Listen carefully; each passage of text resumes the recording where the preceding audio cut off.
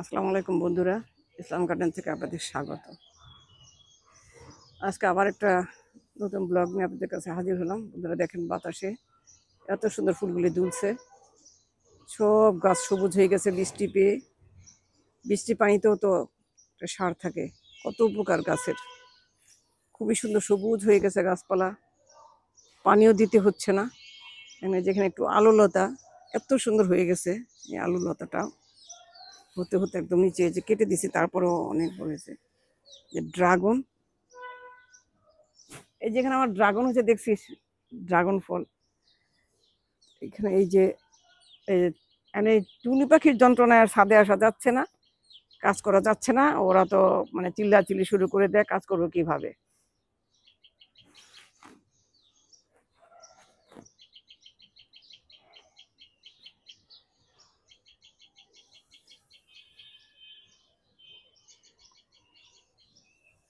এগুলো 12 মাসি আম, যে এখন মুখগুলো ভরে গেছে। এই আম হতে হতে, খাবার টাইম হতে হতে 3 মাসের আগে তো খাওয়া যাবে না, 3-4 মাস লাগে, আরো বেশিও লাগতে পারে।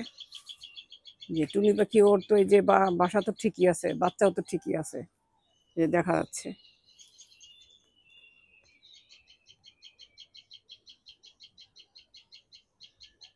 যে এরকম চিল্লাচ্ছে কেন আমি জানি না, ছাদে আসলে তারা চিল্লাচিল্লি শুরু করে দেয়। ওটা যে কোন পাখিটা ডাকে, ওই পাখিটা আমি বুঝতেছি না। এখানে গন্ধরাজ, কেন এটার নাম গন্ধরাজ হলো, হয়তো গন্ধের রাজা। এই যে সবগুলি গাছে আমি সার দিয়েছিলাম, গাছগুলি খুবই সুন্দর হয়েছে এখন, সব সবুজ সবুজ। এই যে লাল পেয়ারা,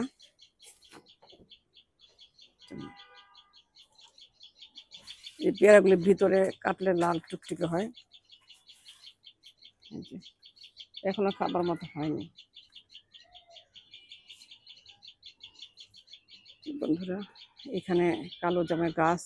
ও মাই গড, এই জন্যই তো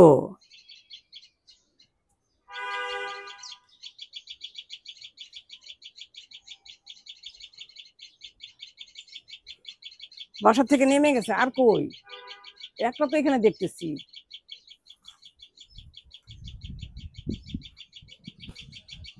এই জন্য মা চিল্লাচ্ছে। আরেকটা কই, আর কই, একটাই তো দেখতেছি।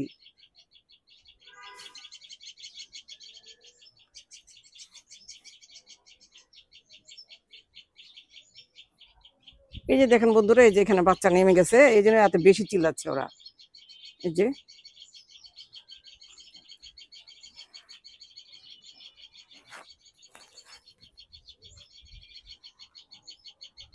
থাক, আমি এখানে থেকে চলে যাই, ওরা ওদের বাচ্চাকে টেক কেয়ার করবে।